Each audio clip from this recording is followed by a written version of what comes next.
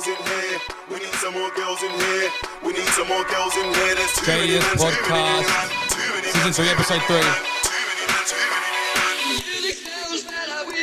We need some more girls in here. It's gonna bring loose like hell in here. Gonna see We're getting straight into it this week, and yes, we weren't here last week. This particular show is becoming a fortnightly occurrence.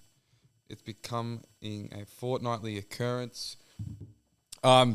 Due to the fact that we are filming a sports show with all due respect by JDS every Monday, posting it every Tuesday. If you haven't seen it already, go check it out. It's on our channel. We released 4 episodes of that, and it's getting very, very spicy. But welcome to the JDS podcast for this week. Daniel, how have you been over the last couple of weeks, mate? It's been good. I've got a bit to talk about. Yep. Of course, now we're doing 2 weeks instead of 1. There is more to talk about. Which is a great thing. But yeah, I've been good. What about yourself? Yeah, I've been very good. The heat has been immense. It's been very hot. At work, it's very humid. It's very sweaty. And at work, there is low an amount of airflow within the venue, which is something that they should really look into. All right, Daniel, moving into the 10 for 10. And you can kick us off this week. Daniel, what have you got for us?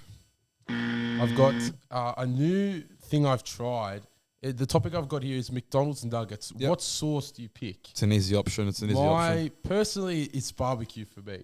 It's incorrect. However, recently I tried what I think is a bit of a wild card. Yeah. Sweet mustard. Yuck. And wow, was it good. That sounds terrible. It's in a tub. It's like, it's actually A tub? What do you mean by a tub? like the sauce tub they have at McDonald's. Oh, okay. It's not like the mustard on the burger. It's different, but it is very, very nice with the nuggets. And I'd also like to bring up, have you tried the Cajun? No, and I sauce? don't think I will.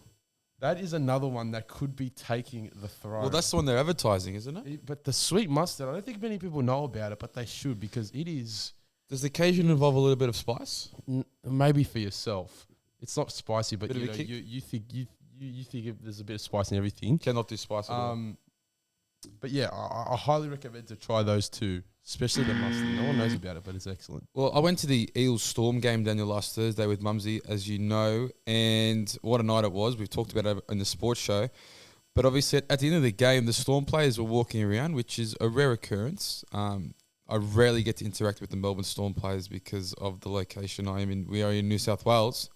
And Chris Lewis, the Melbourne Storm 18th man on the weekend, was walking around, shaking hands, taking pictures, and he came up to me, and he came to me, and I shook his hand, and as I've shaken his hand, he goes, "Is your wrist double jointed?"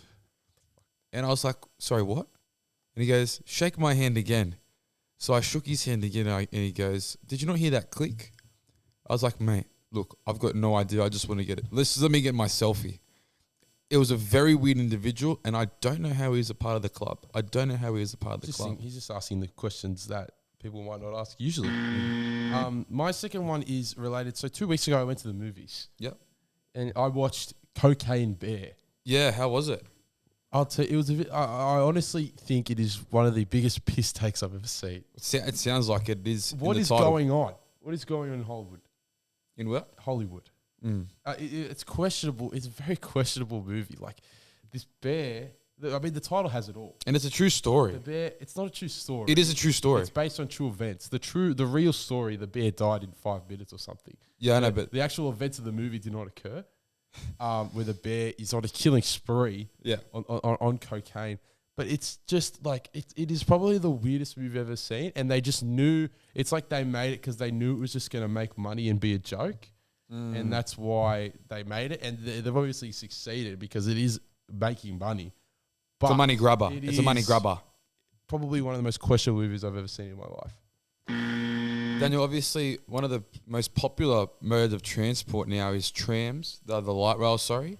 And as I was going to uni last week, near Central Station, there's obviously light rail crossings where you press the button and you have to wait. But most people don't wait.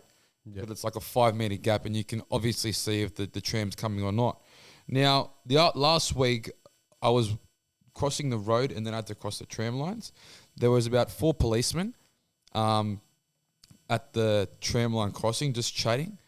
but it struck an immediate fear into everyone, probably the 50, 40 people that were waiting to cross. Nobody crossed. Because I was scared they were going to get done. Yep. Even there was no trams in sight. The thing was red, it wasn't green, but nobody crossed. Every other time I've tried to cross that same bridge, they just go ape shit and just cross. But the fact that the coppers were there, it was quite a daunting Follow the feeling. rules. My third topic is on Saturday I went to the races for the second time. This topic is Raceday RSA. How many times do I need to be asked for my ID in the same 5-minute period? So we lined up for our first beer, and there's an RSA marshal. He asked us all for our ID in the line. Yep. That's all well and good. But then the same RSA marshal then told the bartender who was serving me to recheck my ID. Keep in mind, he already asked me for mine, and this bartender I personally know. They know I'm of age. I think it's just ridiculous. I'd like to just have a special comment. Siti gave me, our beautiful grandmother, Siti, who's been mentioned before, gave me her tips for the races. And then while I'm at the races, she tells Mum that she didn't like any of the horses in Sydney. When she's under pressure, Daniel, she tends to crack, unfortunately. I don't know why she'd give them to me. First week of uni last week, Daniel, first tutorials back in class, and icebreakers, anxiety through the roof, and this couldn't have gotten any worse. Me and Nick, fellow classmate, walked into the room. The tables were packed, one of the most daunting feelings ever. We're looking for 2 seats next to each other, and we walk to the back of the classroom. We find these 2 seats, we sit down. The tutor's obviously talking, so we don't get to interact with our people we're sitting with. Then we get told to go around the table, say your name and a fun fact about yourself, obviously breaking the ice. So me and Nick turn to our fellow classmates at the table and realise that they are all Chinese international students. None of them have English as a first language. They knew minimal English words, and it was a quite anxiety-attacking moment, and it was quite embarrassing. Okay, moving on. My next topic is, again, race-related. Here we go. So it's last race day brought the infamous James Allen listing story, which we all remember, in which I wasn't let into a certain venue because I was quote-unquote intoxicated. Yep. Told by the secchi I was not, I was fine. That's what they always say, though. The secchi at the venue we went after this time, completely different. That's my topic. Why is it such a different? He knew exactly where I was, where we all were. You know, you're With wearing the attire. The attire is a dead But giveaway. instead of telling me I was intoxicated and you're not allowed to come in, he asked me if I backed J-Mac on the day. So why is it such a difference? What ethnicity was this security guard? Aussie? I don't know. Maybe somewhere in the Middle East, I would say. Oh, okay. However, it's just such a disparity, and it just makes the other guys who don't let you in and ask those meaner questions look like Foolish.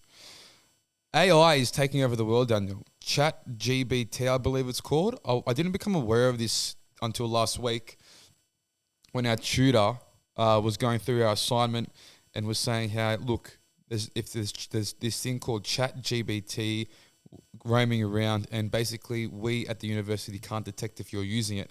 Basically, it's an AI generator. Yeah, it writes it You for put you. like 5 or 6 words into this thing, and that writes a whole essay for you.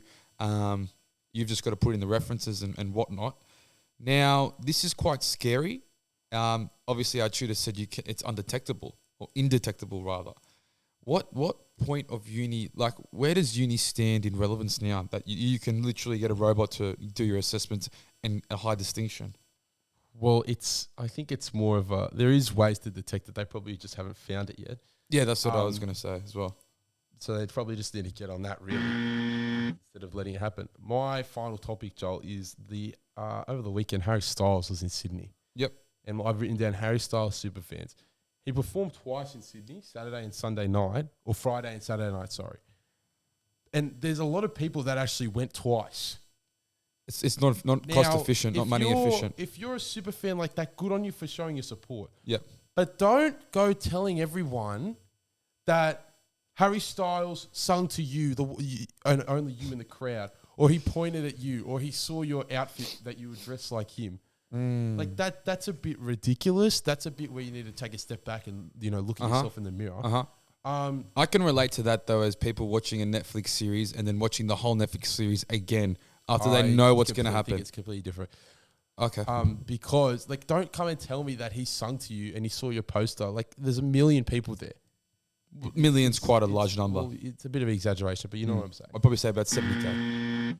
Daniel, I ordered Uber Eats. Not Uber Eats, DoorDash. So I'm exposing DoorDash here. Now, they have my driver has taken leaving the order at the front door to a whole new level. They obviously send a picture of the food at the front door. Now, the picture I got, we'll release it on our Instagram so everyone can have a look. The picture I got, it was like I was playing Where's Wally. I could not find the food. Now, I was in the shower and Mumsy has gone to go get it for me, and she said that she couldn't see it. She said she could smell it. But once you see this picture, at the front, it was on top of the mailbox area. Yeah. Mumsy would have had to reach up for it. It was that high. Now, this is obviously a terrible thing from this DoorDash driver, which leads me to the next segment, Daniel, which is obviously the list. Now, I'm going to go straight into it here. My list member for Season 3 JDS Podcast Episode 3 is Hardik the DoorDasher. You just made the list! Now, Hardik's obviously working hard to form an income from this site. I'd call it a side hustle, DoorDashing. Would you agree? Well, some people, it's their main hustle. You never know. You never know. Now, like I said, I was in the shower. This has caused Mum to go in immediate distress looking for the food. And Mumsy obviously is shrinking with age. That's a common occurrence as you go older. Jeez. Now, the location selection was poor from Hardik. Now, we have possums and bats in the area in the late hours of the evening. Now, that could have been someone's dinner. They could have indulged in the food. That's another bad thing about it. Now, and the other thing is, it wasn't even close. Wasn't even close to the front door at all. Can I ask what it was? It was McDonald's. Oh, okay. It Yep. was the usual McDonald's order in a paper bag, which a possum may have tucked into nicely, or maybe a person on the street would have seen it and gone past and snagged it. Now, Hardik, I left you a 1-star review. Wow. I left you a 1-star review. But, we only learn from our mistakes. That's brutal. It is brutal, but life's not fair, Daniel. Who's on your list for this week? That's quite funny that you've named the DoorDash driver because I'm going to keep mine anonymous, but my list member is unnamed Uber Eats driver. You just made the list! And I'll tell you why. Why aren't you naming him? Because I don't want to expose him on such a platform. Okay, well, you'll see why. I feel like it was just a bit of a misunderstanding, but it's a silly one at that. It wasn't really a driver; it was more a rider. I'm just going to say, you know who you are in the camera. This driver arrived over 30 minutes late, as it took him 40 minutes to complete an at most 12-minute bike ride. He was on a bicycle. Well, you got to One give of him those some leniency. bicycles that actually has an electric engine. Okay, You got to give this guy some leniency. yeah, but it should not have taken this long. And you're probably thinking, why did it take so long? And I thought the same, so I called him. After seeing his little icon had stopped moving for about 5 minutes. His little icon was at a dead end. So when I called him, he told me he was walking upstairs, carrying the bike. Why? Why did he go? That's Why where did he the take map that? had taken him. Wow. Carrying the bike. So he's obviously put the address into Google Maps and done the walking option. So he didn't turn around. He decided to to follow the route. go down about 100 steps and then back up. That's a it goes joke. down and then up. That's a low-key joke. So when I ring him, he's panting. I'm walking. I'm carrying my bike. I said, you're carrying your bike? And that's a heavy object as well. That's an electric his map bike. took into the staircase. That's just ridiculous. You've obviously had it on the walking setting. It's a bit of a rookie mistake from an experienced rider. He had quite a few rides. So he arrived 45 minutes late, cold food, had to reheat. Oven. Didn't actually take it out on him. When it comes to Uber Eats like that, I just don't leave the star rating. Well, you have to, Daniel. Otherwise, I'll never learn. It was his fault. It was a terrible experience. I did get a refund for the Really? order. But there's a new thing on Uber. You only get half. which I thought 50%. was ridiculous. Why only 50%? I don't know. They just don't even. They don't even. So let what you was ask for what was full. the order from where? Where was it from? It was from Little L. Oh, okay. So it shouldn't have taken that long. He, walked with his bike. I could just see him carrying the bike. It was that long, and he arrives and he goes, "I'm sorry, I had to walk with the bike." I was like, Did you meet? Okay. Did you meet the guy in person? I did meet him. Did he look capable? As in, was he? He looked like he would have really struggled carrying the bike. So I'm getting lanky, skinny. I'd say more. He was a bit small, like small in height, small in stature. Yeah. But yeah, that is why he's my list member. I find it quite funny that we have both delivery drivers. Well, it's the brother instinct, Daniel. It's the brother instinct. It's like, can you imagine seeing him walking past and seeing a guy carrying? Surely his bike someone with would have. food? Surely someone would have gone and helped.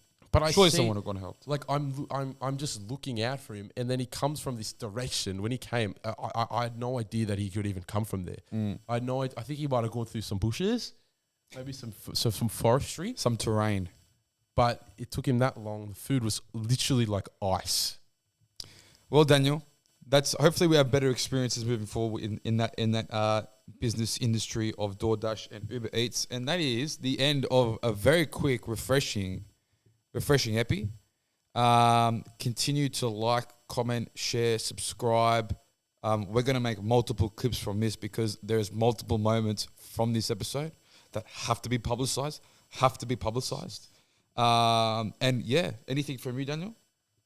No, it's just I like the shorter, refreshing episode, and the 2 weeks allows for more stories to be told.